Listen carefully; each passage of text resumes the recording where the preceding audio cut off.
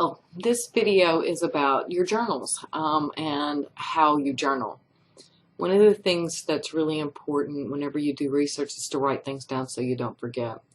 I also tend to be one that uses a recorder, a voice recorder, and then when I get home, I type out my notes that I have written down in some sort of way. I tend to not be able to read my writing, and as I was telling a few of you, when I was doing research for my book, I had to drive from one location to the other, so I didn't have time to sit down and write as much.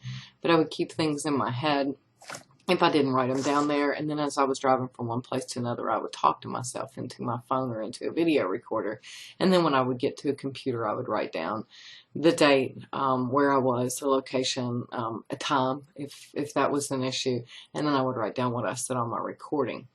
If you don't keep up with what's going on, you forget what you're doing whenever you go sit down to really write, and you think, oh, I can't remember exactly what that person's name was, or I can't remember what color something was, if you really want to do some sort of a rich description.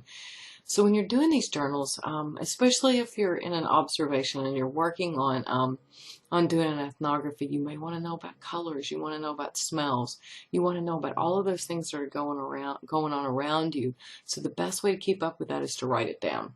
So if you go through it and follow the instructions, make sure you put a date on it so you know what date and time it was. A date, time, where you were, those sort of things. Now maybe it might be a little hard for you to read and maybe hard for someone else to understand, but make sure it is clear enough that you understand what it is when you go back to read it. There's nothing worse than sitting down to read your notes and you have no idea what you mean. So make sure it is clear enough that you can understand it.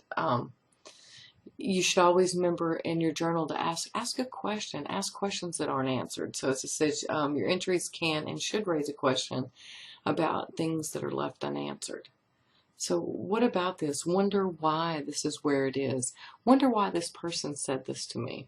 So these are the kind of things you're going to write down in your journal. The first one actually is kind of like a practice at writing this down because most of you all haven't started looking at your ethnography yet. When you go to do your ethnography and you take field notes and you get those field notes together, this will be a great time.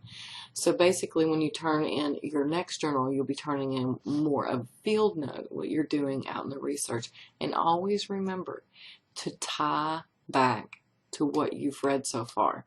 So it's not just what you're seeing, but it's how you can connect what you've read and what you're learning in community-based research with what you're doing and what you're observing.